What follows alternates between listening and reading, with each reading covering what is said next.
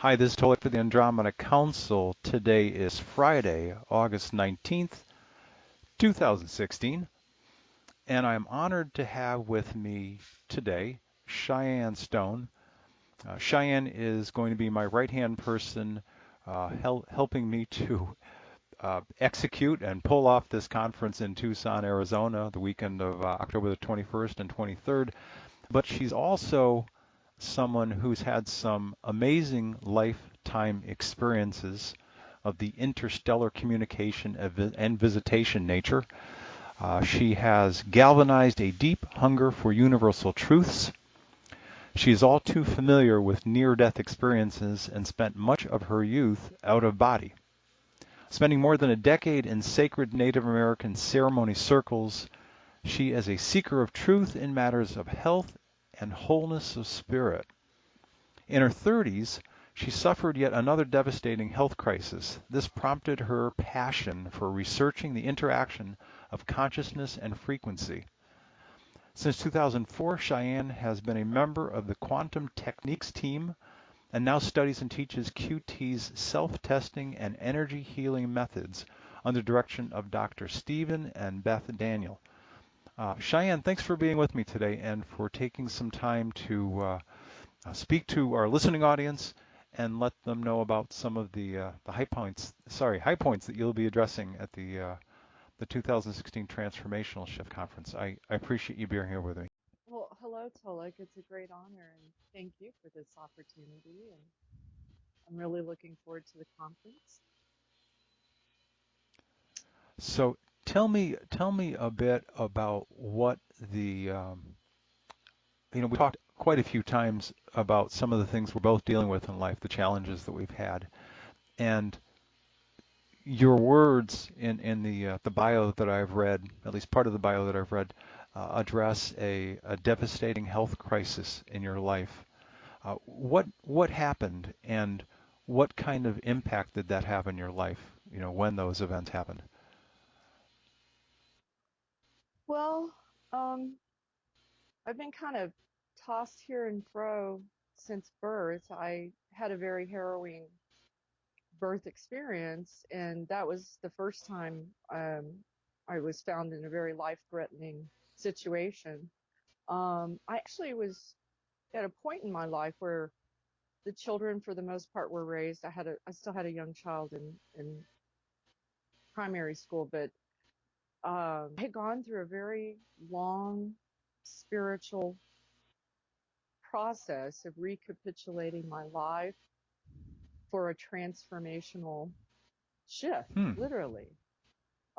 It was a priceless experience, albeit physically, spiritually, and otherwise a very challenging and high price to pay to get on that road and to do the work that I was called to do for myself, as well as the people of this world. I was given a lot of encouragement and support um, during a process that took me about 7 years.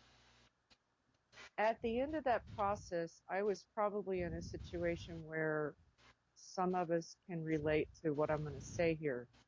The height of your health and your financial and your economic and your wisdom. You just feel like you got your Sure. life together. And my feet literally knocked out from under me at that point. I had done an extensive spiritual and physical and emotional cleanse. And my physical body literally collapsed afterwards, much to the surprise and dismay of my supporting and loving spiritual brothers and sisters as well as Yeah. myself. Because I was kind of like the person, I worked in a high rise. I actually worked a very white person's right brain corporate world, you know, classic job in a high rise building in uptown Dallas, Texas. And I was like the person in the building everybody would see out, for advice about, being healthier, eating healthier. They all kind of saw me as the mother goddess of radiant health.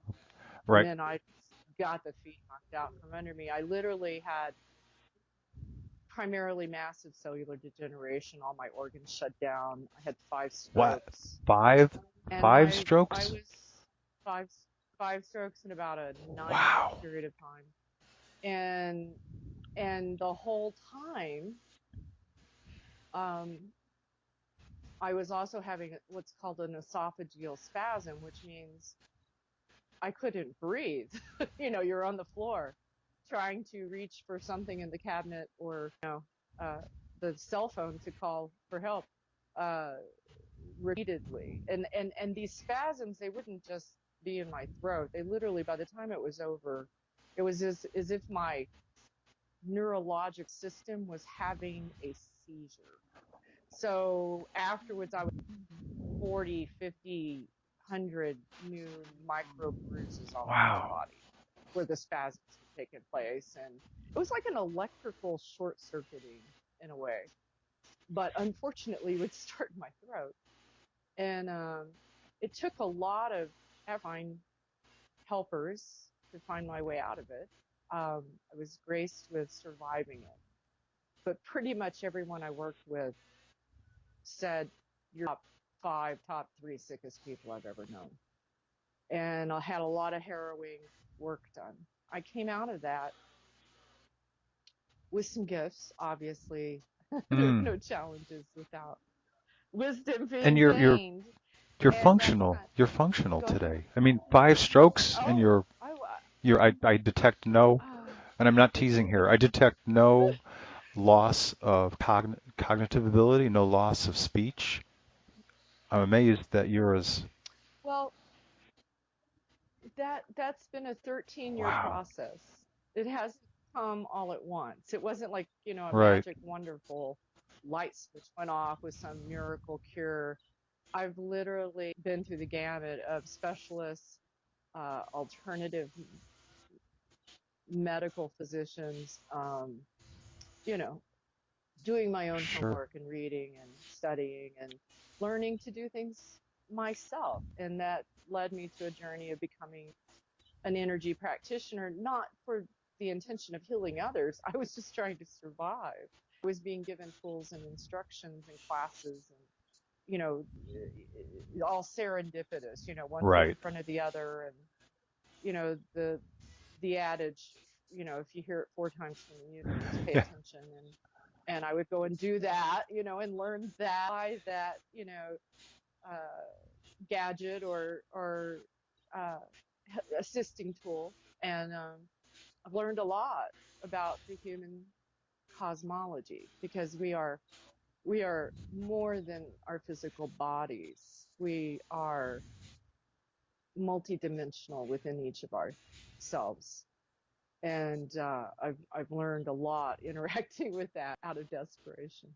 But I don't want to talk so much about me at the conference. I want to talk about things like this story because this story has become something different over a 13-year period Hmm. since then. It's become transformed to be a source of wisdom for me in my walk. And I want to talk about how our stories entrain us to our future, our present, and as well as how we see our past. And it, it, it's probably very common, and I'm sure people have heard it. If you want to know where you're going to be tomorrow, listen to what comes out of your mouth today. Okay.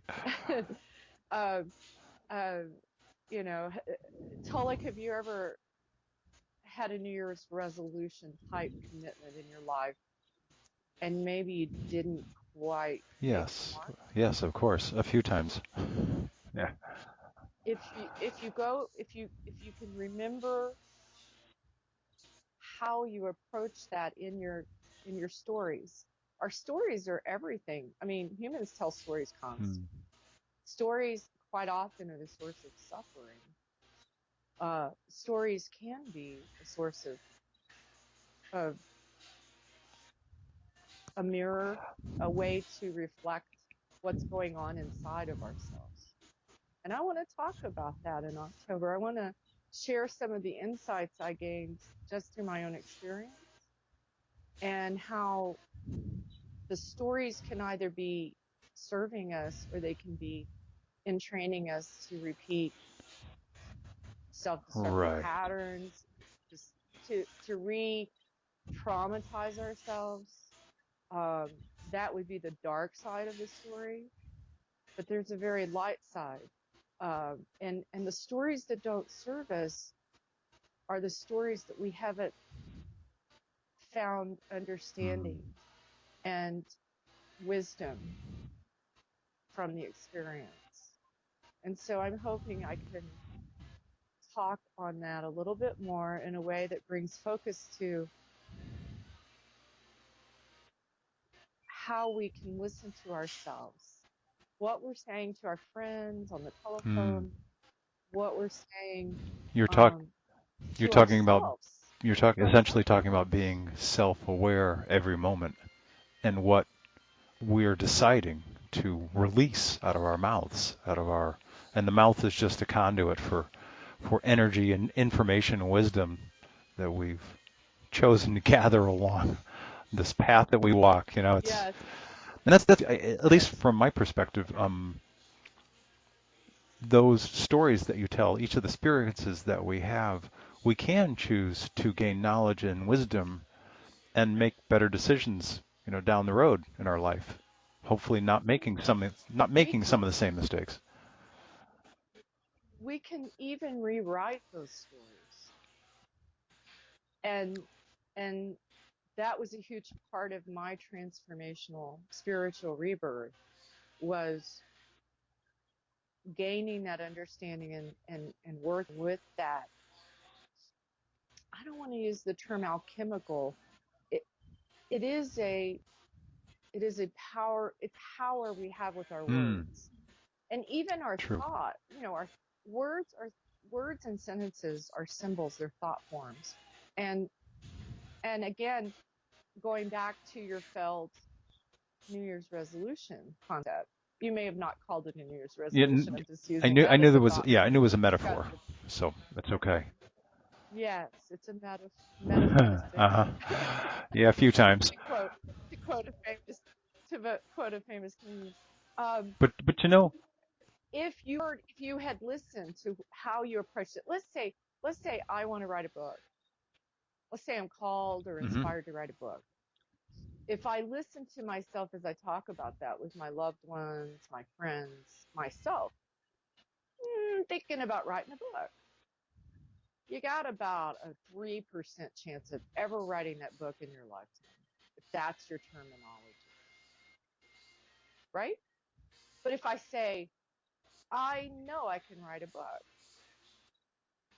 and then that transforms to, I'm going to start Right. writing my book. I'm going to start writing my book 30 minutes a day, every other day. I'm going to start on Yeah. Tuesday. It's like anything. Um, and you put that on your calendar. Now you're getting really warm. You're going to make a shift Yeah. in your It, life. it That yeah. terminology is huge. A goal and an end result not only takes commitment, but it takes follow through in the term of taking action. And if we don't take action, Yes, all the greatest yes, intent in the world's not going to get us anywhere. We have to take action. that's right. Yeah. That's right. And I've never been called to do my work in a way where, okay, I set a time and I sit on a pillow and kneel and meditate for an hour and a half. I've I have had a different experience. My life is a meditation. My life almost completely, other than I'm vocally interchanging with someone else, I'm constantly in a form of Hmm. meditation. And in that place, whether you're doing the dishes, driving to the post office, whatever life is asking of you, as you breathe through each moment, if you're not afraid to hear the silence within yourself and really listen to what's coming forth, observe yourself when you're interacting Right. with others. Right. We're going to talk about the power of that simple tool to hear where you are, to tune into where you is the ubiquitous you, the individual doing this work. I would do this for myself Yeah. continually now because it's become pattern and a habit that benefits me. And Yes. if I'm being triggered, if life feels like it's, roaring through my uh, bedroom and ripping out the walls, it's not treating me very nice. Um, I've probably lost sight that I am the creator of my experience and my for the most part my reality. Yes, we co-create, but we can't do anything if we don't take Ab- ownership. And it starts with the Yeah. word, literally with the word. We form them even. I've done a bit of study on this, but it's amazing. Once a child has learned language, almost the rest of your life until you leave your physical human body, there is a conversation. It starts then and it doesn't end until you leave this Hmm. physical matrix. So that conversation, it's literally, I mean, Zen masters will tell you this. It's almost impossible to turn it off. You may think you're being silent inside yourself, but there's a conversation That that di- there. We have a higher dimensional yeah, conversation that going on. dialogue you're talking about is, these are my words, the process that occurs when someone is self-aware. And as a gentleman who I knew who was a great teacher for me much earlier in my life, he once said to me, he's like, listen, when you get through this process, you will get to a point in your life when you become the actor, the director, the producer, and the audience of your own life. You Oh, get to make conscious yes. decisions and observe what you're doing simultaneously. And your Yes. consciousness will tell you, this is right. This feels good. I'm doing the right thing. Your consciousness will also say, I don't know if I should be going down this path. When you become self-aware, that process, Yes. like you said, that process is continual. It always happens. It's an amazing place to live. It's fabulous. It, it is extremely amazing. I don't, it, it must be a very difficult thing to teach. And although I don't want anything I share to be about me, it's not It's about about the me. It's journey. about a That's journey. A yes. journey. It's about a journey that starts way before you come into your Yeah. mother's womb, and it goes on forever after you've left this physical experience.